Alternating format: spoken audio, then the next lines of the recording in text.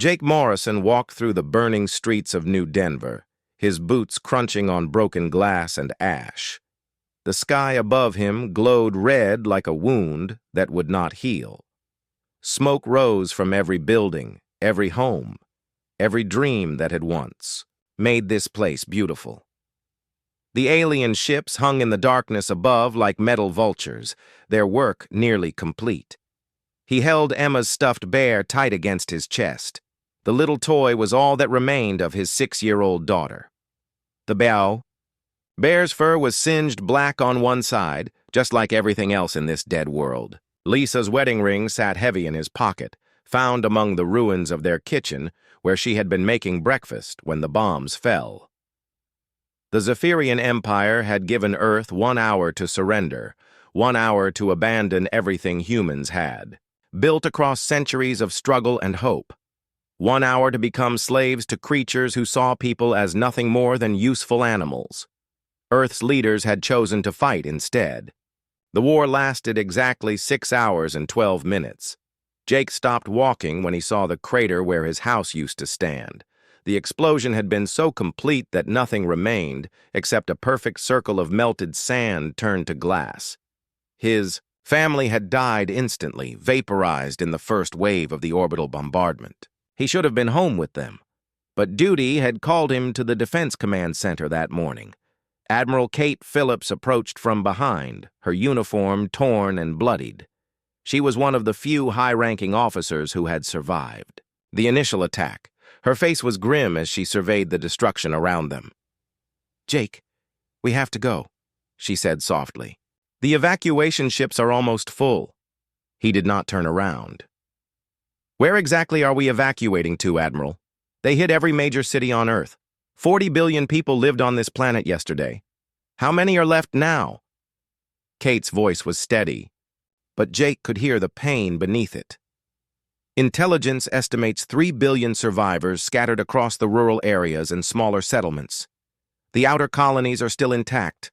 Mars, Europa, the asteroid mining stations. We still have a fleet out there." Jake finally turned to face her. His eyes were red from smoke and grief, but something else burned there too. Something that made Kate take a step back. A fleet of what? Cargo haulers and mining ships? The aliens destroyed our entire battle fleet in the first hour. Their ships are faster, stronger, and their weapons cut through our shields like they don't exist. "We'll find a way," Kate said. "Humanity always finds a way." Jake looked down at the bear in his hands. Emma had named it Mr. Patches because of the different colored fabric squares sewn across its body. Lisa had made it herself, working late into the night while Emma slept. Now both of them were gone, along with billions of others who had never hurt anyone, never threatened any alien empire, never done anything except try to live their lives in peace. "They wanted to break us," Jake said, his voice growing stronger. "They thought if they destroyed Earth, if they killed enough of us, the survivors would crawl on their bellies and beg for mercy." Kate nodded. "That's usually how it works with other species they've conquered. Terror, overwhelming force, then submission."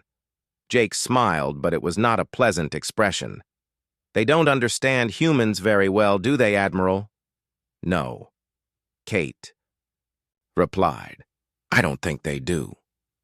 The evacuation shuttle's engines roared to life in the distance.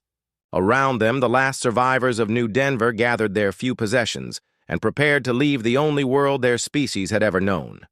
Children cried for parents who would never answer. Adults stared with blank expressions at the destruction of everything familiar. But Jake Morrison did not look back as he walked toward the shuttle. He looked up instead, studying the alien ships that still circled overhead like patient predators. They were beautiful in their way, all flowing curves and crystalline surfaces that caught the light of Earth's dying fires. "I want detailed scans of every alien ship we can get," he told Kate as they climbed aboard the evacuation craft. "Weapon signatures, armor composition, engine output, communication frequencies, everything." Kate raised an eyebrow. "Planning something?" Jake strapped himself into a seat and placed Emma's bear carefully beside him. Through the shuttle's small window, he watched Earth fall away beneath them, becoming smaller and smaller until it was just another point of light in the darkness. But he would remember every detail of what it had looked like before the aliens came. He would remember the blue oceans and white clouds, the green forests and snow-capped mountains, the cities full of laughter and hope. "They burned my home," Jake said quietly as the stars grew brighter around them. "Now I'm going to burn theirs." 2 years had passed since Earth died, but Jake Morrison remembered every detail of that day as if it had happened moments ago. He stood on the bridge of the UHS Vengeance, watching the stars through the main view screen. The ship had been a civilian transport before the war, but human engineers had worked miracles with salvaged alien technology and pure determination. The Vengeance looked nothing like its original design now. Weapon pods jutted from its hull like angry thorns, and its engines glowed with captured Zephyrian power cores. Most importantly, it carried something the aliens had never expected to face, a crew that had nothing left to lose and everything to fight for. Dr. Amy Chen approached from the science station, her tablet displaying complex diagrams of alien technology. She had lost her parents and 2 brothers when the Zephyrians hit Beijing, but instead of breaking her, the tragedy had focused her brilliant mind like a laser. "Jake, I think I found something important in the wreckage from the Proxima raid." Jake turned away from the stars. "Show me." Amy activated the main hologram display, and a 3-dimensional image of a Zephyrian communication device appeared in the air between them. "This is their quantum relay system. It lets them talk to any ship in their fleet instantly, no matter how far away. But here's the interesting part. I think I can reverse engineer it."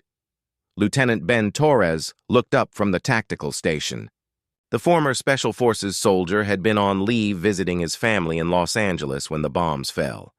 He had spent 3 days digging through the ruins with his bare hands before accepting that they were all gone. "What good does alien communication do us? We already know they want us dead." Amy smiled for the first time in months. "Because communication works both ways, Ben. If I can crack their encryption codes, we can listen to everything they say to each other. Better yet, we might be able to send them messages of our own." Chief Engineer Lucy Barnes wiped grease from her hands as she joined the group. She kept the Vengeance running through constant repairs and impossible modifications. Her husband had been a maintenance worker at the Luna shipyards when the aliens destroyed it.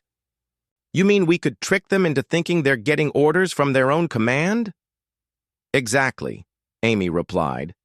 "Imagine if we could convince an entire Zephyrian patrol that they're needed somewhere else right when we want to attack their base." Commander Rick Hayes entered the bridge carrying a cup of coffee that smelled better than anything they had a right to expect on a converted transport ship. The tactical genius had been teaching at the Naval War College when Earth fell. His wife and 3 children had been visiting her parents in Tokyo that day. "I've been analyzing their attack patterns from the data we captured at Proxima Station. The Zephyrians are predictable in some interesting ways." Jake felt a familiar stirring in his chest, the same feeling he got whenever a new piece of the puzzle fell into place. "Explain." Rick activated another hologram, this one showing star charts with colored lines indicating Zephyrian fleet movements. "They always follow the same basic strategy, overwhelming force applied precisely where the enemy is weakest. They've been doing it for so long that they've forgotten how to adapt when someone doesn't behave the way they expect." Ben leaned forward in his chair. "You mean they don't know how to fight an enemy that refuses to stay beaten?" "More than that," Rick continued. "They don't understand humans at all. Every other species they've conquered followed predictable patterns. Show enough force, kill enough civilians, and the survivors surrender. But humans don't work that way." Amy nodded enthusiastically. "The more they hurt us, the more determined we become to hurt them back. It's like they've created the perfect enemy for themselves." Jake walked to the center of the bridge and looked at each of his officers in turn. These people had become his family now, bound together by shared loss and common purpose. They had all lost everything that mattered to them, but instead of surrendering to despair, they had chosen to fight back. "How long until you can have the communication system ready?" he asked Amy. "Give me 2 weeks and I'll have us tapped into their entire network," she replied confidently.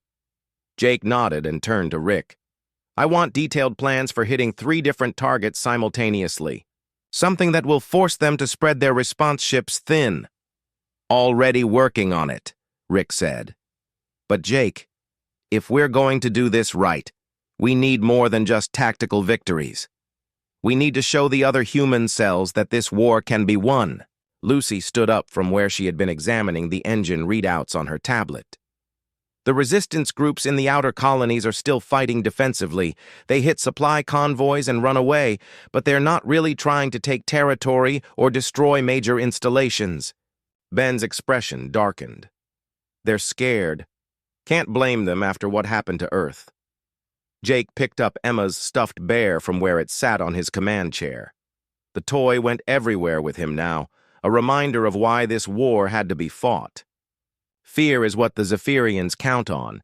They think if they make the cost of resistance high enough, we'll eventually give up and accept slavery. Amy finished entering data into her tablet and looked up at Jake with burning eyes. "So we show them what humans do when someone threatens our families. We make them afraid of us instead," Rick added quietly. Jake placed the bear back on his chair and walked to the view screen. Somewhere out there, Zephyrian ships patrolled their stolen territory, confident in their superiority. Their crews probably never even thought about the billions of humans they had murdered. Earth was just another conquered world to them, its people just another inferior species to be enslaved or eliminated. "Set course for the Kepler station," Jake ordered.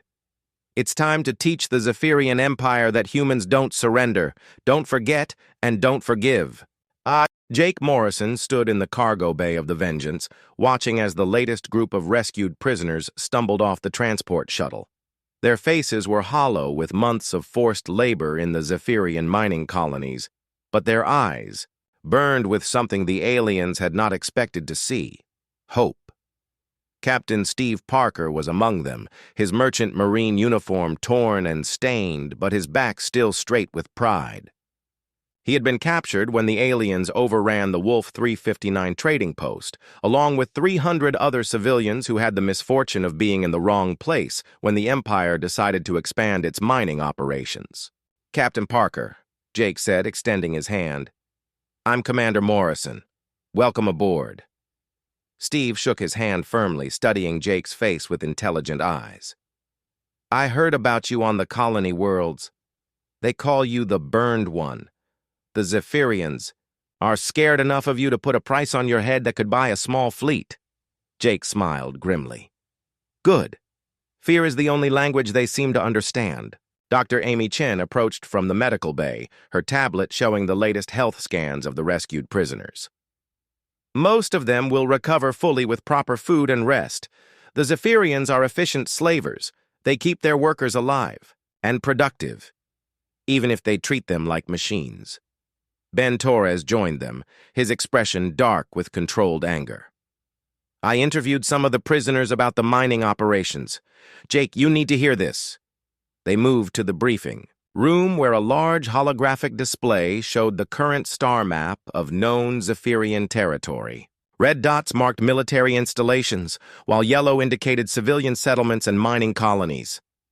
"Tell him what you told me," Ben said to Steve. Steve stood straight despite his exhaustion. "The mining colonies aren't just about resources. The Zephyrians are building something massive in the core systems, industrial facilities on a scale I've never seen before. They're processing materials from dozens of worlds and shipping everything toward their home territory." Amy frowned at her tablet. "Building what?" "That's what worries me," Steve continued. "The alien overseers were excited about something called the Final Harvest. From what I could piece together from their conversations, they're planning something that will require enormous amounts of processed metals and rare elements." Rick Hayes entered the briefing room, carrying a steaming cup of coffee and a folder full of intelligence reports. "I think I know what they're building. We intercepted some communications between their fleet commanders. They're constructing a new class of battleship, something they call World Crackers." Jake felt a chill run down his spine. "World Crackers?" Rick nodded grimly. "Ships designed specifically for planetary destruction, bigger and more powerful than anything they used on Earth. The communications suggest they plan to use them to eliminate every human colony simultaneously." Lucy Barnes looked up from the engineering console she had been working on. "How long do we have?" "Best estimate?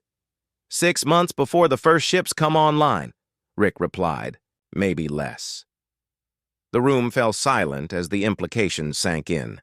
The Zephyrians had not been satisfied with destroying Earth and enslaving the survivors.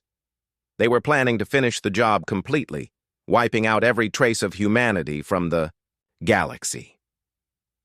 Jake walked to the star map and studied the red dots marking enemy positions. Each one represented thousands of aliens who had participated in the murder of his world, his family, his species' future. But now he saw something else in the pattern of their deployments. "They're making the same mistake they made with Earth," he said quietly. "They think this is just another conquest to be managed efficiently. They still don't understand what they're dealing with." Amy looked confused. "What do you mean?" Jake traced a line between several enemy positions with his finger. "Look at their fleet positions. They're spread out to cover the maximum territory with minimum risk. It's the strategy of a species that's never faced real resistance." Ben started to smile as he followed Jake's reasoning. "They're not concentrated for defense because they don't think they need to defend anything." "Exactly," Jake continued. "Every other species they've conquered has fought desperately at the beginning, then collapsed when the initial resistance was crushed. They're expecting us to follow the same pattern." Steve leaned forward with interest. "But we're not collapsing. We're getting stronger." Rick nodded enthusiastically. "And more organized. The outer colonies are starting to coordinate their attacks. The resistance cells are sharing intelligence and resources." Jake turned away from the star map to face his officers. "The Zephyrians see us as a pest problem to be solved with overwhelming force, but we're not pests anymore. We're predators, and they've been kind enough to spread themselves out for us." Amy's eyes brightened as she understood. "If we hit multiple targets simultaneously, they won't be able to respond effectively. Their forces are positioned to suppress rebellions, not fight a coordinated campaign." Lucy grinned from her position at the engineering station. "And every ship they send to chase us is a ship that's not defending their industrial facilities." Jake felt the familiar fire building in his chest, the same sensation he had felt when he first saw Earth burning beneath alien weapons. But this time, the fire was not fueled by grief and rage alone. It was tempered by 2 years of careful planning and growing strength. "Send messages to every resistance cell in human space," he ordered. "Tell them the hunting season is about to begin." Ben stood up straighter. "What's the target, Commander?" Jake looked at each of his officers in turn, seeing his own determination reflected in their faces. These people had followed him from the ashes of their homeworld to the depths of space, united by loss, but driven by something stronger than vengeance. "All of them," Jake said simply. "The Zephyrians want to finish what they started with Earth. Let's show them what happens when they threaten the human race." Jake Morrison watched through the view screen as the Altair mining facility exploded in brilliant flashes of light. But this time, the destruction brought him no satisfaction. The facility was empty of Zephyrian forces, its alien overseers having fled days ago when the first signs of rebellion appeared. The real victory was happening on the planet's surface, where 3 different species that had been enslaved for decades were now learning to use human weapons. The tall, blue-skinned Altarians moved with grace as they practiced with plasma rifles. The rock-like Krillians were natural engineers, already improving on the designs of the explosive devices that Rick Hayes had taught them to build. The small, quick Viridians were proving to be excellent scouts and saboteurs. Operation Prometheus is working better than we hoped, Amy Chen reported from her science station. Intelligence reports show rebellion starting in over 30 systems across Zephyrian space. The aliens are having to pull garrison forces from their core worlds just to maintain control in the outer territories. Ben Torres smiled as he read the latest tactical reports. The Zephyrians never had to deal with this kind of distributed warfare before. Every species they conquered either surrendered completely or was wiped out. They don't know how to fight an enemy that keeps growing stronger. Commander Rick Hayes entered the bridge carrying a datapad with the latest intelligence from their spy network. His tactical mind had been crucial in organizing the rebellion across multiple systems, teaching other species the same adaptive strategies that made humans so effective in warfare. The Krillians just took their first Zephyrian battleship, Rick announced with satisfaction. Turned their own engineering expertise against them. They modified the asteroid mining charges to create shaped explosives that cut through alien armor like it was paper. Lucy Barnes looked up from the engineering console, where she was monitoring the performance of their newly upgraded engines. And the Viridians? They've completely shut down Zephyrian communications in the Rigel sector, Rick continued. Those little creatures can get into spaces that no one else can reach. They've been cutting communication cables and planting jammers inside alien installations for weeks. Jake felt a moment of pride as he listened to the reports. The plan that had seemed impossibly ambitious just months ago was becoming a reality. The Zephyrian Empire was facing something it had never encountered before. A coordinated uprising, by multiple species working together. But he knew that the real test was still to come. Intelligence reports indicated that the aliens were finally starting to understand the scope of what they were facing. Their response would be swift and brutal. "What's the status on the core world defenses?" Jake asked. Amy consulted her tablet, her expression growing serious. "That's the problem. They're pulling forces back from the outer territories, but instead of spreading them out to defend all their important worlds, they're concentrating everything around Zephyr Prime and the 11 other core systems." Steve Parker, who had become their expert on Zephyrian industrial capabilities, joined the conversation. "It makes sense from their perspective. They can rebuild their empire from the core worlds if they have to, but if those fall, everything else becomes meaningless." Jake walked to the main holographic display and called up a detailed map of the Zephyrian core systems. 12 worlds arranged in a rough sphere, each one heavily defended and connected to the others by the most advanced communication and transportation networks in the galaxy. "They're preparing for a siege," he said quietly. "They know they can't stop the rebellions in the outer systems, so they're going to let them burn while they build up their defenses at home." Ben frowned as he studied the display. "That's actually a smart strategy. They can wait for the rebellions to run out of momentum, then launch counterattacks from secure bases." Rick nodded reluctantly. "And they have the resources to do it. Even if they lose half their territory, the core worlds have enough industrial capacity to build new fleets and reconquer everything they've lost." Jake traced the communication lines connecting the 12 core systems with his finger. The quantum relay network that Amy had reverse-engineered was the key to Zephyrian coordination. Every order, every troop movement, every supply convoy was managed through the instantaneous communication system. "Amy, how much control do we have over their communication network now?" he asked. Dr. Chen smiled confidently. "Complete control. They still don't know we've cracked their encryption. As far as they know, all their communications are secure." Jake looked at each of his officers, seeing the same realization dawning in their eyes. The Zephyrians had made their empire dependent on a single communication system, and that system was now controlled by their enemies. "We hit all 12 core worlds simultaneously," Jake said. "Use their own communication network to coordinate the attacks. Every ship they have will be engaged at the same time." Lucy whistled softly.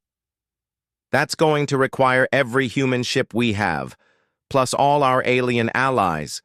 We'll be committing everything to one massive assault. Steve looked worried. If we lose, there won't be any second chances. The Zephyrians will have time to hunt down every surviving human in the galaxy. Jake picked up Emma's stuffed bear from his command chair and held it for a moment, remembering the little girl who had loved it so much.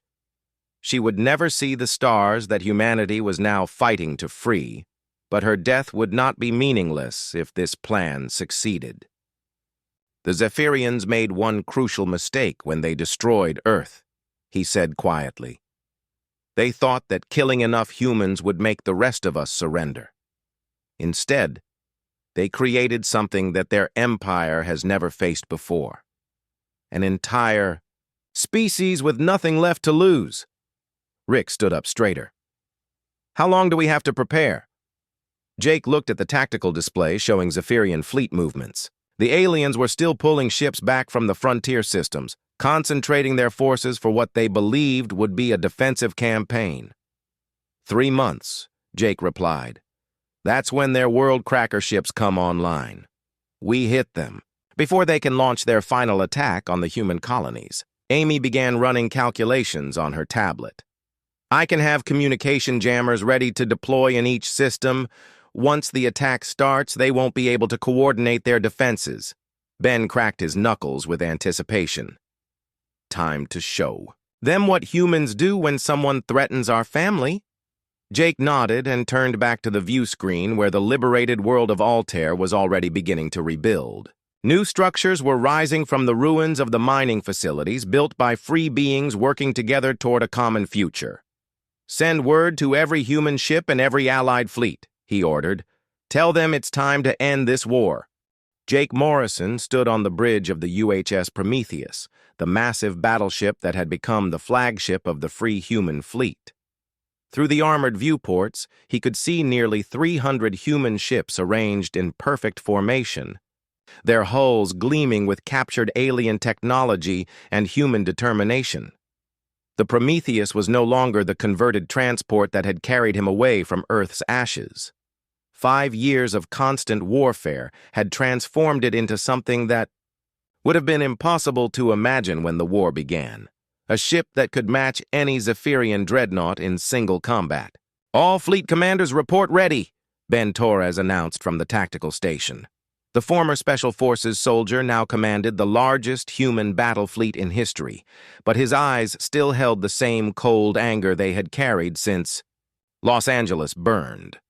Dr. Amy Chen looked up from her science console, where quantum communication intercepts scrolled across multiple displays. Zephyrian Command is completely unaware of what's coming. Their latest messages indicate they're still expecting the rebellions to collapse within months. Commander Rick Hayes studied the holographic battle display that showed all 12 Zephyrian core systems. Red icons marked enemy fleet positions, while blue showed the human and allied forces moving into attack positions. Every target is covered.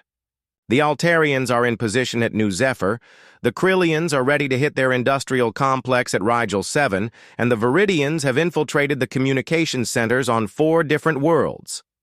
Captain Steve Parker joined the group, his expression grim but determined. The civilian evacuation ships are standing by. We've made contact with resistance groups on every core world. As soon as the shooting starts, they'll begin evacuating non-combatants to designated safe zones. Jake nodded approvingly. The decision to minimize civilian casualties had been crucial to maintaining support among the liberated species. Unlike the Zephyrians, humanity fought to free worlds, not to destroy them. Lucy Barnes approached from the engineering section, wiping her hands on a maintenance rag. All systems are operating at peak efficiency. The quantum jammers are ready to deploy, and our communication with allied fleets is secure through the backup networks. Jake walked to the center of the bridge and activated the main communication system that would carry his voice to every human ship in the fleet. The men and women who would hear his words had all lost something when Earth died. Family, friends, homes, dreams. The Zephyrians had taken everything from them. But they had not broken. Instead, They had become something stronger. "This is Commander Morrison to all ships," Jake began, his voice steady and clear. 5 years ago, the Zephyrian Empire murdered our world and everyone we loved. They thought that massive destruction would break our spirit and force us to surrender. He paused, looking at Emma's stuffed bear where it sat secured to his command chair. The toy had been with him through every battle, every victory, every moment of grief and rage that had brought them to this point. "They were wrong," Jake continued. "Humans don't surrender when someone threatens our family. We fight back. We adapt. We become stronger. Today, we're not just fighting for revenge. We're fighting to make sure that no other species ever suffers what we suffered." Amy activated the quantum communication jammers, and across 12 star systems, Zephyrian command networks suddenly went silent. The aliens would have perhaps minutes to react before their carefully coordinated defenses became isolated and confused. "All ships, commence Operation Final Justice," Jake ordered. The Prometheus shuddered as its massive engines engaged, pushing the battleship toward Zephyr Prime at velocities that would have been impossible without captured alien technology. Around it, the human fleet spread out into attack formation, each ship carrying weapons that had been refined through years of combat experience. On the main view screen, Jake watched as Zephyr Prime grew larger, its surface gleaming with the lights of ancient cities that had ruled the galaxy for millennia. Orbital defense platforms turned to track the approaching human fleet, their weapons charging with deadly energy. "Incoming transmission from Zephyr Prime," Amy reported. "They're demanding our surrender and offering safe passage for any ships that withdraw immediately." Jake almost laughed. Even now, faced with the largest military force humanity had ever assembled, the Zephyrians still believed that their enemies could be intimidated into submission. "Open a channel," Jake ordered. "All frequencies." The communication system activated, carrying his voice not just to the Zephyrian defense forces, but to every world in their empire. Across thousands of star systems, alien civilians and enslaved populations would hear his words. "This is Commander Jake Morrison of Earth," he began.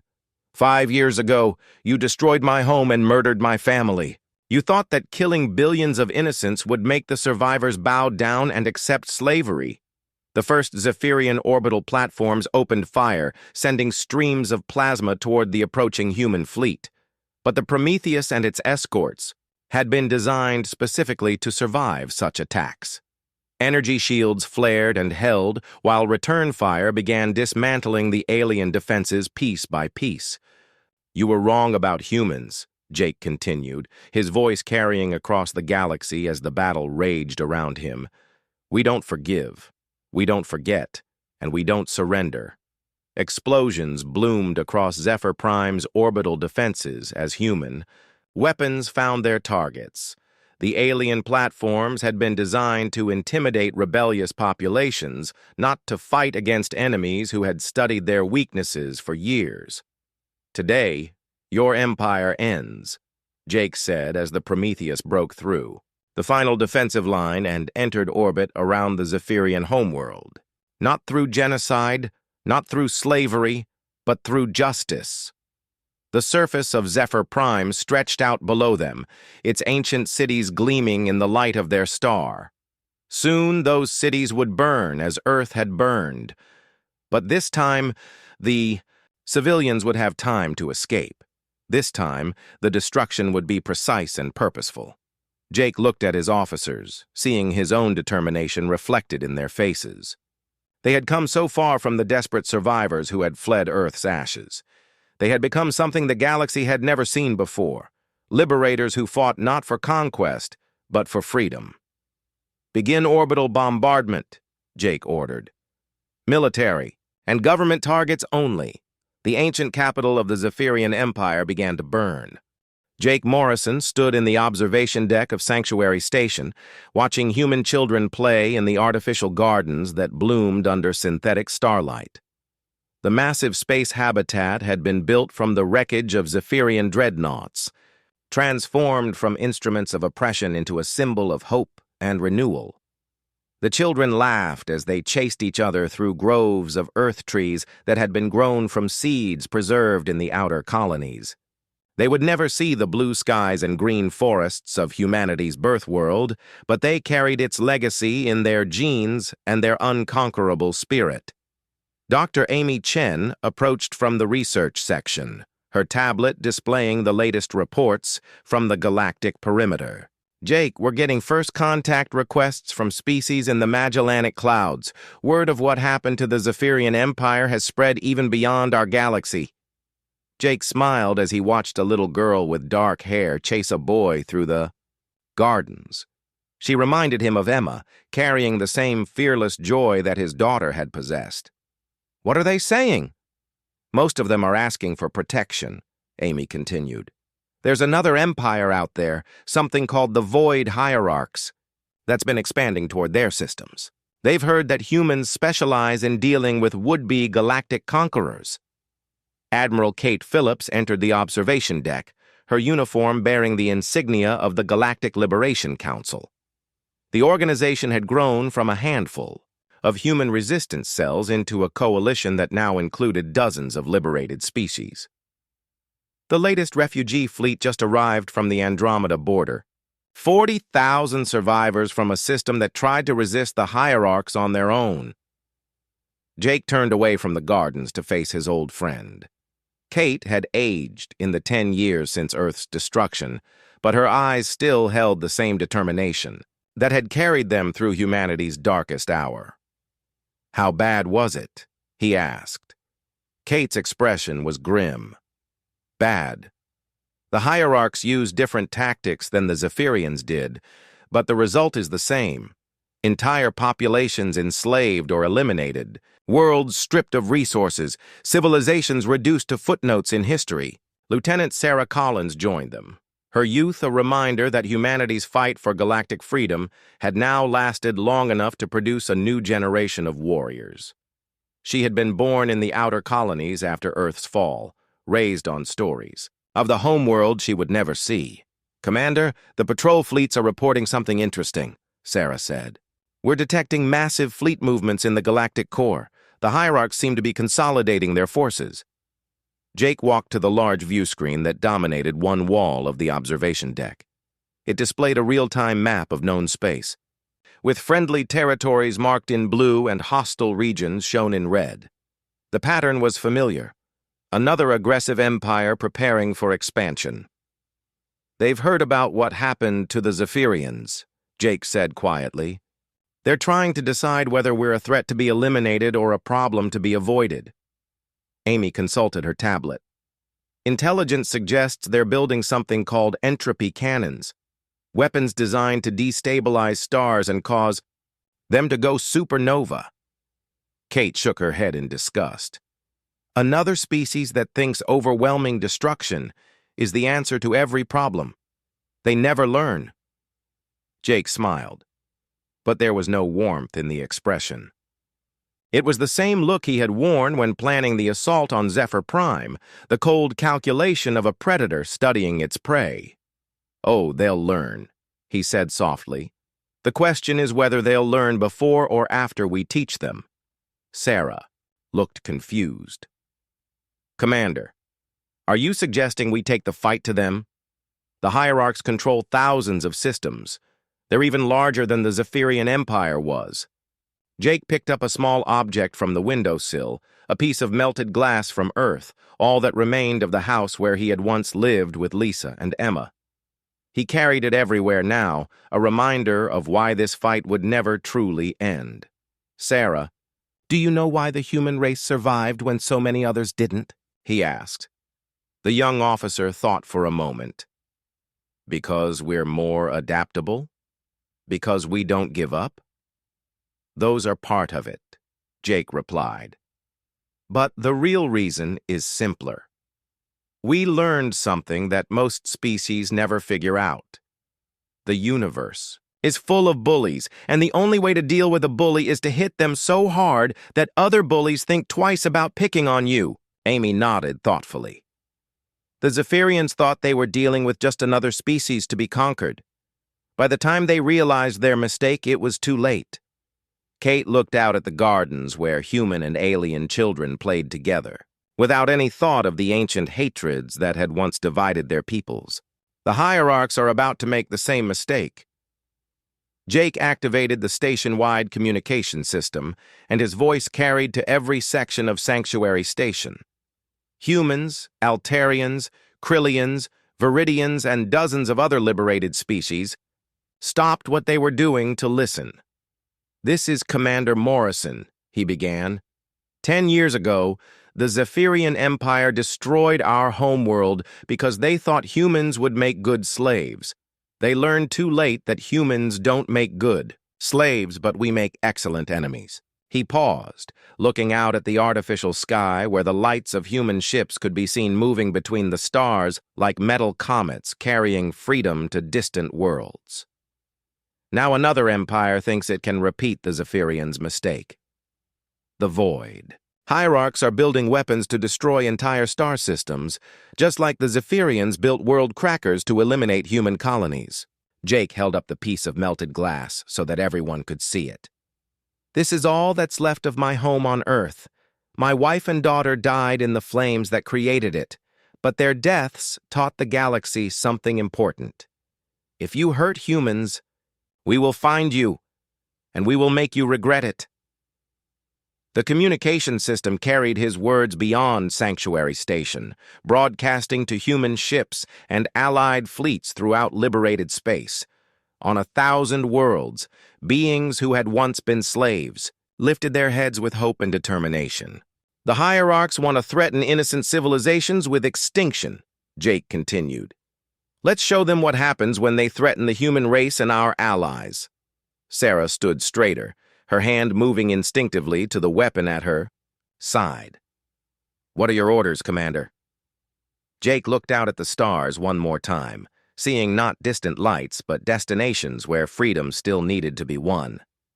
The galaxy was vast and full of dangers, but it was also full of possibilities. Somewhere out there, species that had never known liberty were waiting for someone to show them that empires could fall and bullies could be defeated. "Signal the fleet commanders," Jake ordered. "Tell them to prepare for deep space operations. The hierarchs are about to learn the same lesson we taught the Zephyrians." He smiled as he watched the children playing in the gardens, their laughter carrying the promise of a future where no world would burn alone and no species would face extinction while humans still drew breath. "It's time to burn some stars."